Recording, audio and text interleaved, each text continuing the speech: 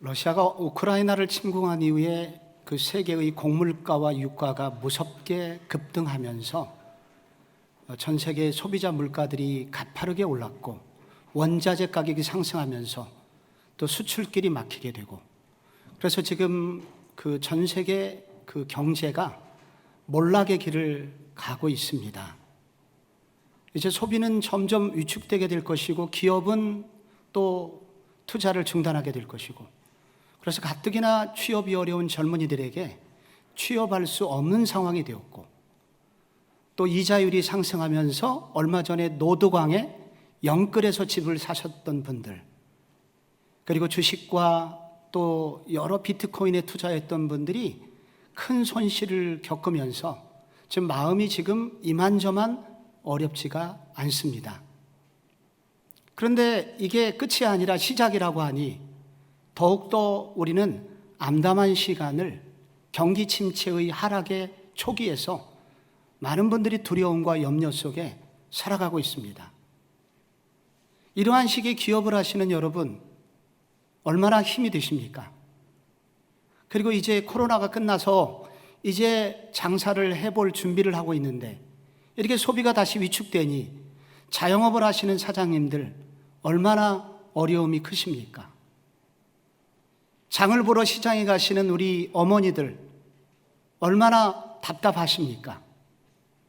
그리고 그런 청년들을 둔 부모님들, 여기 계신 청년 여러분, 이제 소망이 낙심이 아니라 절망의 시간을 가지게 됐으니 여러분의 마음이 얼마나 어려우십니까?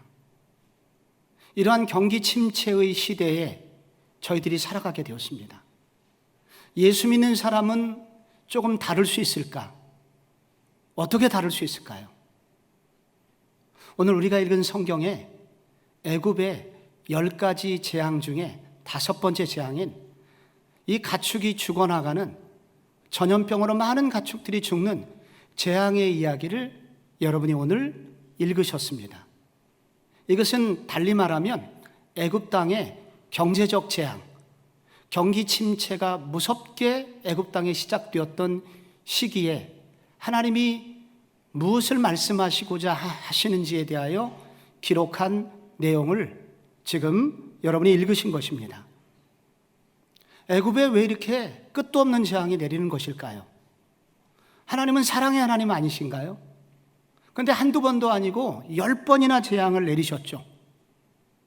우리는 피게이파가 독종 우방매를 암장하다라는 이 한 단어로 우리 지난 몇 주간 동안 피의 재앙과 개구리 재앙과 이와 파리와 가축의 온역과 독종과 우박과 메뚜기와 암흑과 장자의 재앙에 이어지는 재앙이 출애굽기에 나온다는 사실을 다시 한번 정리하였었습니다. 사랑의 하나님이시라면서 왜 이렇게 잔인하실까요? 왜 재앙이 끝나지 않는 것일까요? 그 이유 중에 먼저는 그 애굽의 이 재앙은 애굽의 우상들과 깊은 관련이 있다. 그래서 애굽에 임한 재앙은 우상 깨기의 형식으로 기록되었음을 알아야 된다고 함께 묵상을 했었습니다. 하나님은 마치 도장 깨기의 형식으로 애굽인들이 그렇게 의지하는 나일강을 피로 변하게 하시는 것부터 시작해서 하나씩 두 개씩 도장 깨기 형식으로 우상들을 지금 격파하고 계십니다. 그런데 더 중요한 두 번째 이유가 있는데 그것은 하나님을 믿는 백성들 때문입니다. 출애굽기라는 이 책은 이 애굽에서 완전히 출애굽에 성공하여 광야길을 가고 있던 이스라엘 백성들에게 주신 말씀입니다. 그런데 이제 그들은 곧 가나안 땅에 도착을 하게 될 것입니다. 그런데 가나안 땅은 어떤 곳입니까? 많은 우상들이 있는 곳입니다. 애굽이 우상들이 많았던 것처럼 가나안 땅에도 만만치 않은 우상들이 우글거리고 있습니다. 그런 우상들이 많은 세상 속에서 너희는 어떤 믿음을 가지고 살아야 되느냐? 하나님이 이 부분에 대해서 어떤 믿음을 요구하시는지를 이 애굽의 우상 깨기의 이야기를 되짚어보게 하심으로써 앞으로 들어갈 가나안 땅에서 들어갈 마음의 준비를 시키고 있는 것입니다. 오늘 본문의 가축에게 전염병이 임하여 가축들이 죽어나가고 있습니다. 왜 죄 없는 가축들이 죽어나가는 것일까요? 잘못은 바로가 했는데, 잘못은 그 주인들이 했는데 왜 죄 없는 가축들이 죽게 되었을까요? 이 경제적 재앙이 의미하는 바가 무엇이겠습니까? 그것은 먼저 물질의 주인이 누구인가? 라는 사실을 분명히 물으시는 것입니다. 2절에 보시면 내가 만일 보내기를 거절하고 억지로 잡아두면 여호와의 손이 들에 있는 내 가축 곧 말과 나귀와 낙타와 소와 양에게 더하리니 심한 돌림병이 있을 것이다.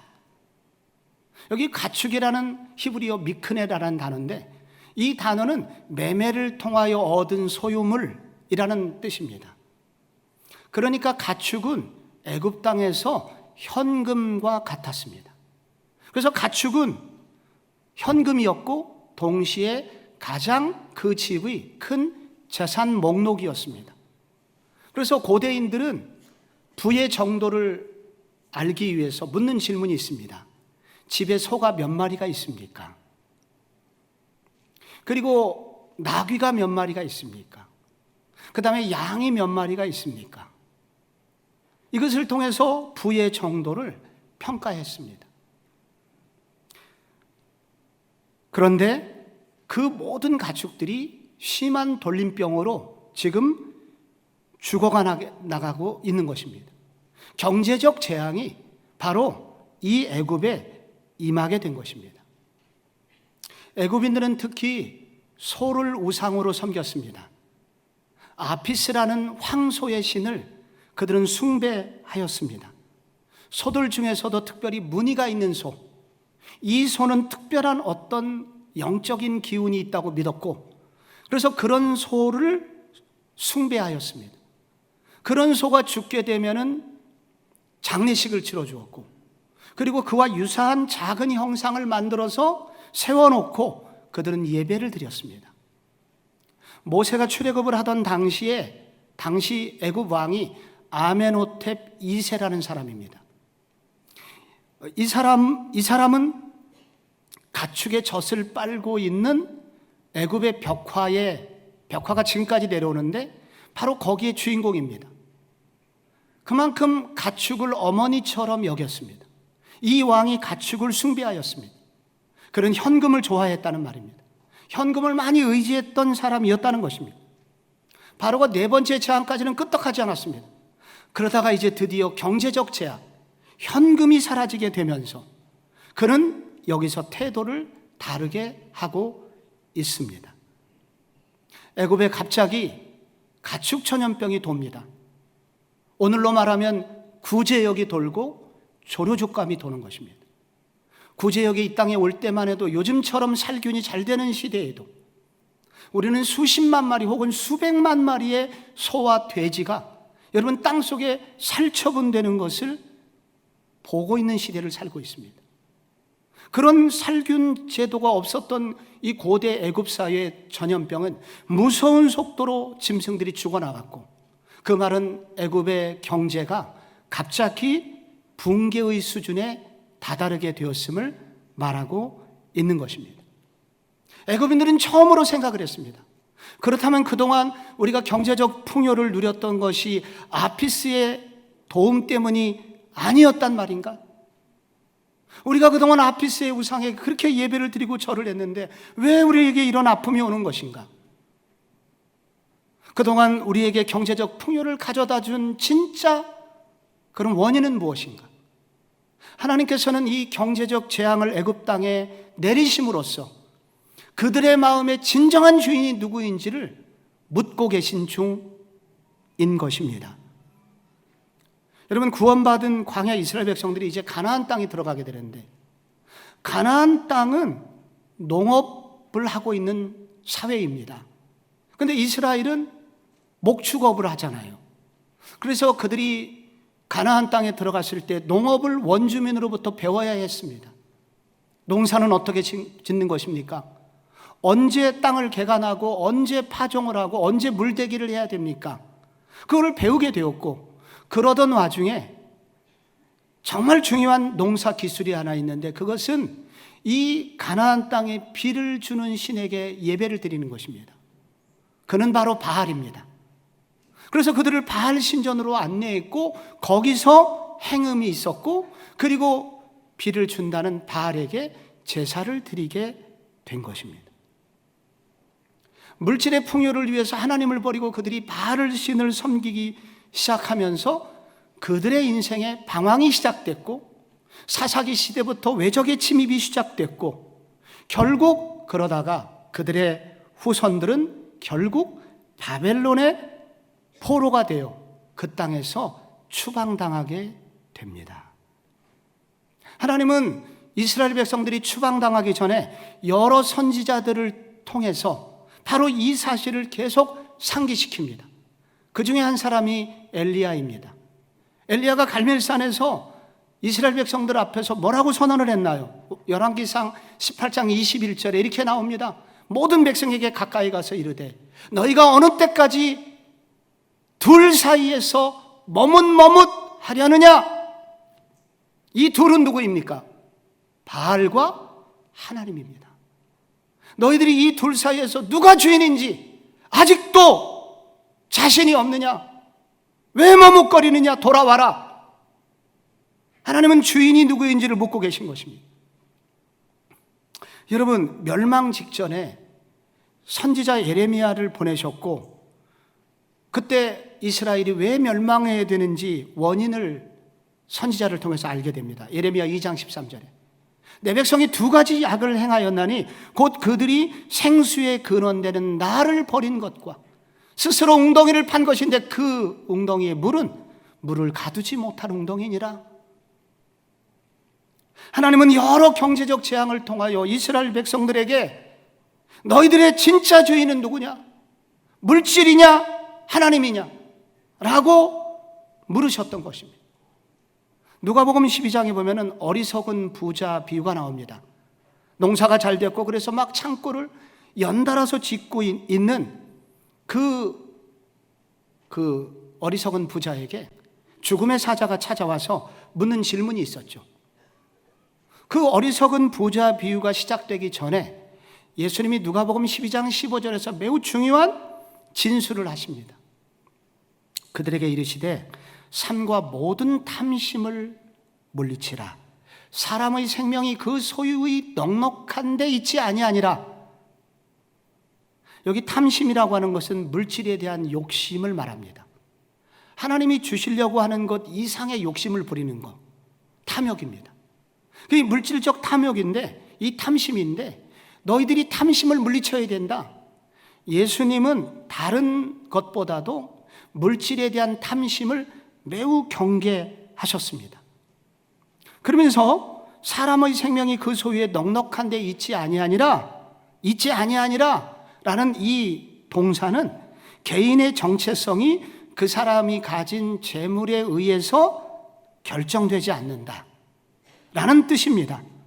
그러니까 우리 각 사람이 가진 생명을, 영원한 생명을 소유한 사람은 그 사람이 가진 재물의 양에 따라서 자신의 가치가 평가되지 않고 다른 사람도 평가하지 않는다라는 의미입니다. 왜 예수님이 이렇게 말씀하실까요? 그것은 1세기의 가장 강력한 우상이 바로 돈의 우상이었기 때문입니다. 많은 사람들이 하나님보다 물질을 더 사랑하였고 신뢰하였습니다. 그리고 그것을 가지고 모든 상황을 판단하였습니다. 사람을 판단하였습니다.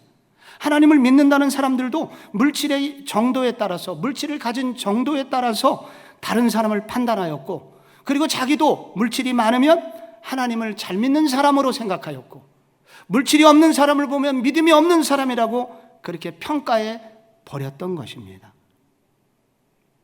그런데 사람의 생명은 재물에 많고 적음에 있는 것이 아니니라 라고 예수님이 분명히 말씀하심으로써 너희들이 지금 물질의 우상의 노예가 되어서 영원한 생명, 하나님을 믿는 신앙을 흐리고 있다 라고 선언을 합니다.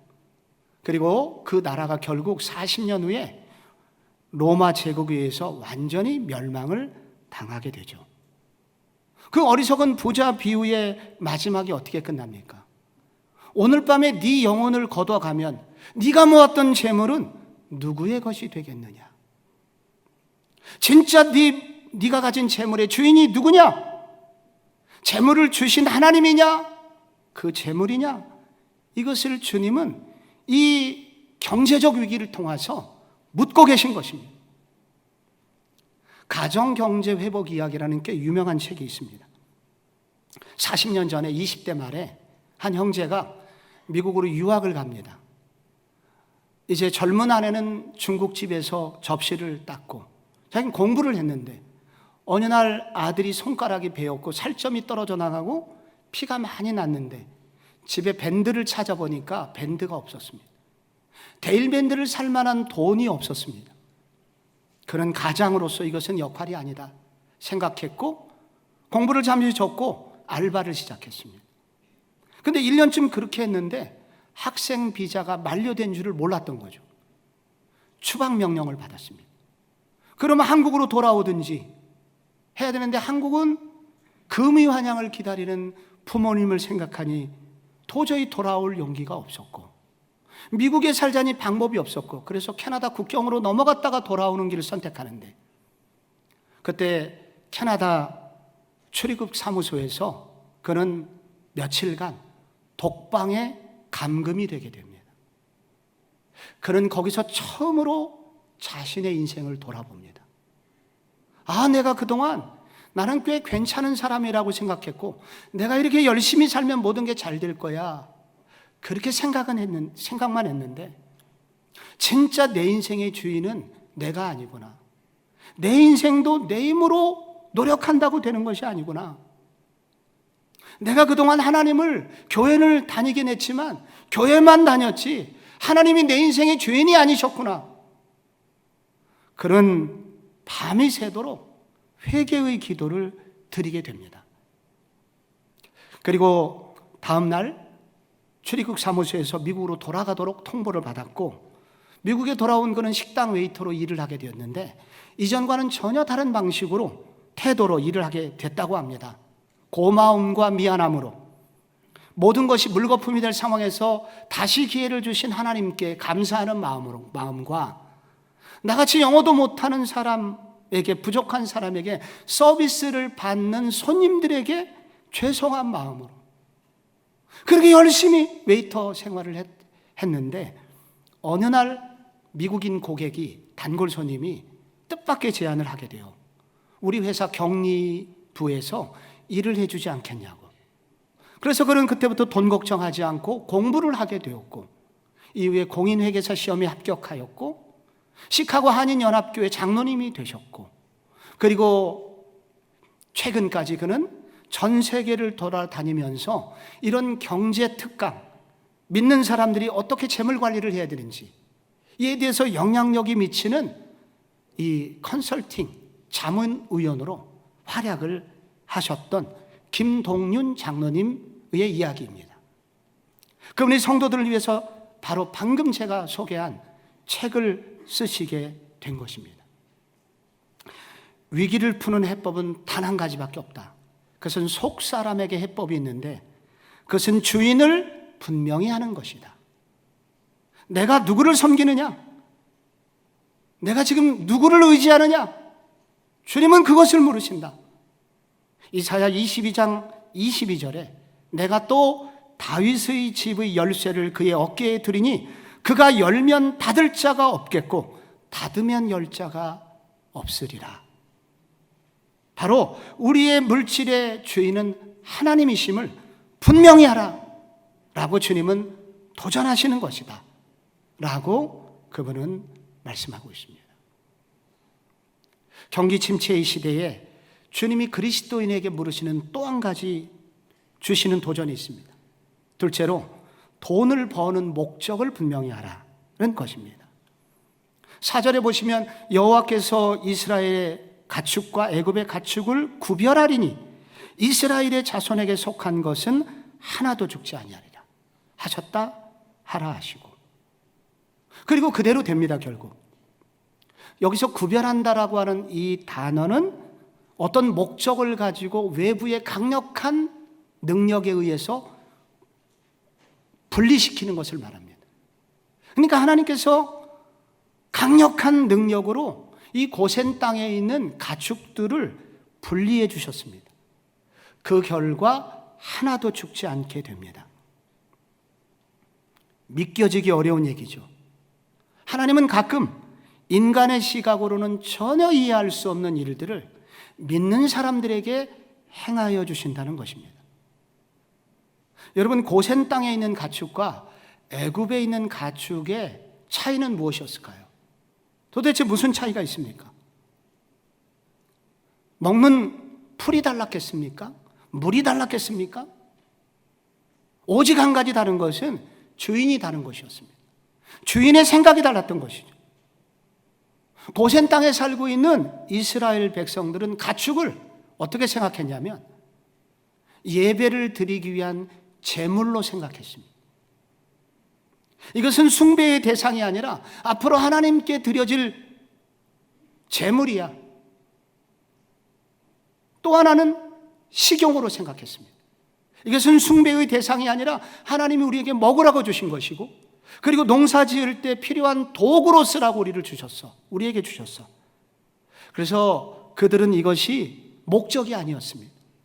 이런 소나 양이 목적이 아니었고 다 수단이었습니다. 하나님께서는 이 재앙의 시간, 경제적 재앙을 통해서 이스라엘 백성들에게, 애굽인들에게 너희들이 돈을 버는 목적이 무엇인지를 분명히 하라고 도전을 하고 계신 것입니다. 어거스틴은 말하기를 우상은 다른 것이 아니라 순서가 바뀐 사랑이다. 사랑하지 말라는 게 아니라 순서가 무엇이 문제냐, 이것이 중요하다는 것입니다. 이 돈이라고 하는 것이 하나님보다 앞서게 될 때, 물질 자체를 숭배하게 될 때, 그때 그 돈은 우상이 되고 돈을 추구하는 사람은 우상 숭배자가 될 것이다. 그러나 반대로 돈은 하나님이 주시는 것이고 내가 필요할 때 하나님은 이것을 얼마든지 주실 수 있는 분이기 때문에 돈이 목적이 아니라 돈은 수단으로 여겨져야 된다고 그런 생각을 하는 사람들에게 하나님은 이 고센 땅에 구별된 은혜를 주신 것처럼 그렇게 하나님의 백성들에게 구별된 은혜를 주실 것이라고 약속을 하고 있는 것입니다. 김동윤 장로님의 책에 보면은 이런 정의가 나옵니다. 재물의 위치를 확실하게 정하십시오. 그렇지 않으면 내가 재물을 관리하는 것이 아니라 재물이 나를 관리하게 될 것입니다. 돈을 신처럼 섬기면 비참한 결말을 맞이하게 될 것입니다. 돈이라는 우상은 결코 우리를 행복하게 내버려 두지 않습니다. 여러분은 돈을 관리하실 생각이십니까? 아니면 관리를 당하실 것입니까? 위치를 분명히 해야 됩니다. 그러려면 돈을 버는 목적이 분명해야 됩니다. 우리는 지난달에 젊은 30대 후반, 아주 젊은 나이인데 3,800억이라는 거대한 기업체를, 그런 자산 가치를 가진 현승원 회장, 요즘은 의장이라고 부르는데 그런 의장의 간증을 들었습니다. 듣고 싶은 얘기가 많이 있었는데 이분이 1시간 반을 간증을 했는데 앞부분의 절반 가까이를 부모님 얘기만 하는 거예요. 뒷부분에 중요한 얘기가 있음을 제가 알고 있는데 계속 엄마 아버지 얘기만 하더라고요. 엄마 아버지가 뭘 하셨다고. 근데 어렸을 때 그 부모님이 하신 것이 가정 예배를 드릴 때면 꼭 한 것이 선교사님들로부터 온 편지를 읽고 선교사님들을 위해서 기도하는 것. 그리고 용돈이 생기거나 혹은 세뱃돈 여러 가지 때문에 아이들이 돈을 가지게 되면 꼭 두 가지를 요구했는데, 하나는 장부, 용돈 장부를 꼭 만들라는 것과, 그리고 거기서 반드시 11조와 선교사님들을 후원하는 후원금을 요구하셨다고 합니다. 그리고 대학생이 되자마자 집안에서 아버지는 자동차 딜러를 하시는 중고차 자동차 딜러였기 때문에 부유하신 분도 아니었는데 10명이나 되는 선교사님을 돕고 있었고, 그 중에 한두 명을 자기와 동생에게 스스로 그 선교사님을 후원하도록 그렇게 만들었다고 합니다. 그리고 부모님은 절대로 아이들의 돈을 터치하지 않으셨다고 합니다. 그러는 사이에 그는 돈에 대한 목적을 알게 되었다고 합니다. 하나님이, 이 돈이라는 것은 하나님이 주시는 것이고, 이 돈은 하나님 나라를 위하여 필요해서 하나님께 나한테 맡기신 것이며, 그리고 동시에 이웃을 섬기기 위해서 하나님이 주시는 것이다 라는 것을 그는 분명히 알게 되었다고 합니다. 그런 그릇이 준비가 되자 하나님은 그에게 부어주시기 시작하는데, 마치 이 동풍이 불어서 광야에 메추라기가 한없이 떨어졌던 것처럼 어느 날 되니까 하나님께서 쌓을 곳이 없는 은혜로 채워주시기 시작했다고 합니다. 여기서 더 중요한 게 나옵니다. 그 돈에 대한 목적이 분명해지자 저는 돈을 벌어도 교만해지지 않는 은혜를 받았다고 합니다. 그렇게 고백합니다. 어느 날 회사 일로 스트레스를 받을 때 아내분께서 이렇게 물으셨다고 합니다. 여보, 지금이라도 하나님이 원하시면 그 회사 내려놓고 선교사로 갈 수 있어요? 그 질문 앞에 예라고 대답할 수 있는 그런 신앙이 자기에게 생겼노라고 그런 고백을 하였습니다. 하나님께서 이 경제적 재앙, 이런 경기 침체의 시기 동안에 하나님이 우리에게 물으시는 것이 있습니다. 내가 너에게 돈을 주어야 될 이유가 무엇이냐? 너는 돈을 왜 벌려고 하느냐? 돈을 버는 목적을 분명히 해라. 질문하고 계신 것입니다. 마지막으로 경기 침체의 시기에 이 그리스도인에게 하나님께서 요구하시는 것이 있습니다. 그것은 돈의 우상을 이길 수 있는 더 크신 분을 마음에 초대해라 라는 것입니다. 6절에 보시면 이튿날 여호와께서 이 일을 행하시니 애굽의 모든 가축은 죽었으나 이스라엘 자손의 가축은 하나도 죽지 아니한지라. 바로가 사람을 보내어 본적 이스라엘의 가축은 하나도 죽지 아니하였더라. 그러나 바로의 마음이 완강하여 백성을 보내지 아니하니라. 바로는 왜 자꾸 거짓말을 하는 것일까요? 왜 약속을 해놓고 이스라엘 백성들을 보내지 않는 것일까요? 여러분, 지금도 분명히 고센 땅에는 가축이 하나도 죽지 않았음을 정보를 통해서 입수했음에도 불구하고, 하나님의 능력이 임하고 있음에도 불구하고 그는 다시 거짓말을 하였고 그 백성들을 보내지 않으므로 6번째 재앙, 7번째 재앙을 맞이하게 되고, 그 결과 애굽 사회는, 백성들은 더 도탄에 빠질 것이 아닙니까? 왜 바로는 자꾸 거짓말을 하는 것일까요? 왜 내보내지 않는 것일까요? 그 이유를 성경 전체는 이렇게 말합니다. 그것은 바로는 머리로는 하나님을 알고 있었으나 그의 마음속에 있는 우상을 몰아낼 힘이 없었다. 여러분, 그 속에 있는 우상은 무엇입니까? 무엇이 그 속에 역사하고 있습니까? 요한복음 8장 44절에 그 힌트를 주고 있습니다. 너희는 너희 아비 마귀에게서 났으니 너희 아비의 욕심대로 너희도 행하고자 하느니라. 그는 처음부터 살인한 자요 진리가 그 속에 없으므로 진리에 서지 못하고 거짓을 말할 때마로 제 것으로 말하나니 이는 그가 거짓말쟁이요 거짓의 아비가 되었습니다. 여러분, 그 속에 그가 우상을 섬기는 그 순간 사탄이 역사하고 있는 겁니다. 마귀가 역사하고 있는 것입니다. 그러니 여러분, 바로가 어떻게 그를 몰아낼 수 있겠습니까? 사탄이 그냥 나갑니까? 바로의 힘으로는 도저히 내보낼 수가 없습니다. 모세의 능력으로도 안 되는 것입니다. 그래서 바로는 다시 죄를 짓고 다시 죄를 짓는 것입니다. 바로의 마음속에 있는 이 탐욕, 이스라엘 백성들을 노동력으로 써서 부자가 되고자 하는 이 욕심, 바로의 능력으로서는 내보낼 수가 없었던 것입니다. 그런데 그 욕심이 오늘날 우리에게도 있습니다. 우리에게도 물질의 욕심이 있습니다. 탐욕이 있습니다. 이런 말씀은 들으면 그때뿐이고 다시 우리는 세상의 방식대로 옛날처럼 돌아가서 또 똑같이 살 예정입니다. 우리 마음속에는 이런 우상을 몰아낼 수 있는 힘이 없어요. 그럼 어떻게 해야 될까요, 도대체? 어디에 방법이 있을까요? 그 해답을 누가복음 19장이 제시하고 있습니다. 거기에는 삭개오가 나옵니다. 그는 키가 작았고 세리장이었다고 나옵니다. 키가 작았다는 말은 그냥 작은 것이 아니라 병적으로 작았다는 얘기입니다. 그래서 그는 어렸을 때부터 무시당하였고 열등감이 많았습니다. 그는 이것을 복수하는 길은 돈을 버는 길이라고 생각했고, 그는 공부하여서 세리가 되었던 것입니다. 로마 정부에 충성을 하기로 작정하였고, 그는 로마 정부가 요구하는 것보다 훨씬 더 열심히 세금을 걷어들여서 백성들의 고열을 빨아먹었습니다. 그 결과 그는 부자가 되었습니다. 사회적으로도 출세해서 세무서 소장, 국세청장이 되었습니다.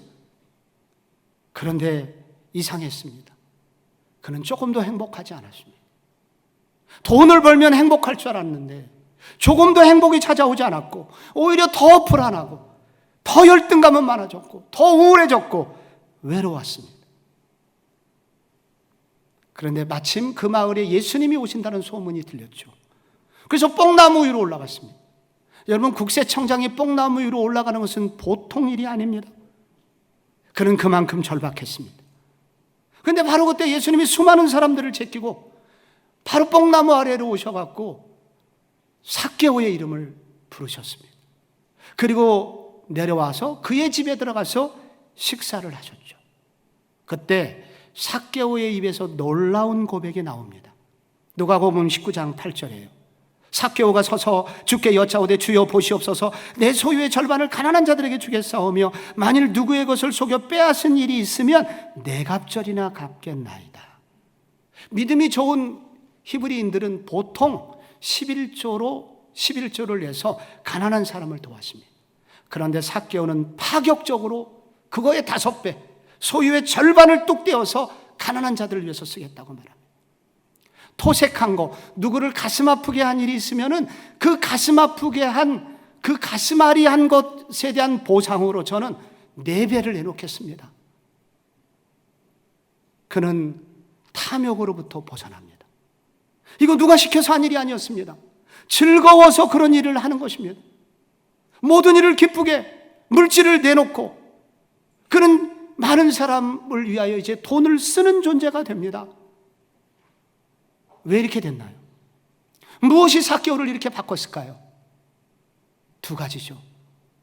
예수님께서 삭개오의 이름을 불러주신 것과 삭개오의 집에 와서 밥을 먹으신 것 때문이었습니다. 여러분, 1세기 이스라엘에서 함께 누군가 밥을 먹는다는 것은 친구가 된다는 말입니다. 예수님이 삭개오의 친구가 되어주신 거예요. 친구가 되려면 무슨 일이 벌어집니까? 손가락질을 받아야 됩니다. 삭개오가 받는 모든 비난을 예수님이 받으셔야 되고, 삭개오가 맞아야 되는 돌을 예수님이 다 맞으셔야 됩니다. 예수님은 기꺼이 삭개오를 위하여 모든 비난을 받으시고, 그리고 그의 아픔, 그가 당해야 되는 모든 그런 돌맞음을 예수님이 대신 맞으신 그 결심으로, 그 예수님의 사랑으로 삭개오는 마음이 녹아졌고, 삭개오 속에 있는 우상은 사라지고 그의 마음에 하나님이 들어오고, 그리고 하나님이 주시는 생명이 그에게 충만해지자 이제는 물질이 주인이 아니라 물질을 수단으로 쓰면서 많은 사람을 행복하게 하는 일에 헌신하게 된 것입니다. 우리는 어떻습니까? 우리는 삭개오보다 더 큰 사랑을 받은 분 아닙니까? 삭개오를 만난 이후로 예수님은 십자가를 지셨지 않습니까?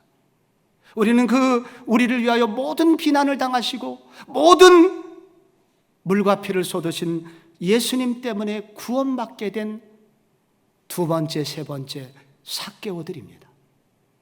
우리가 이런 치열한 물질을 사랑하는 숭배하는 세상 속에서 승리하려면 바로 삭개오가 만난 그 하나님을 우리도 만나야 됩니다.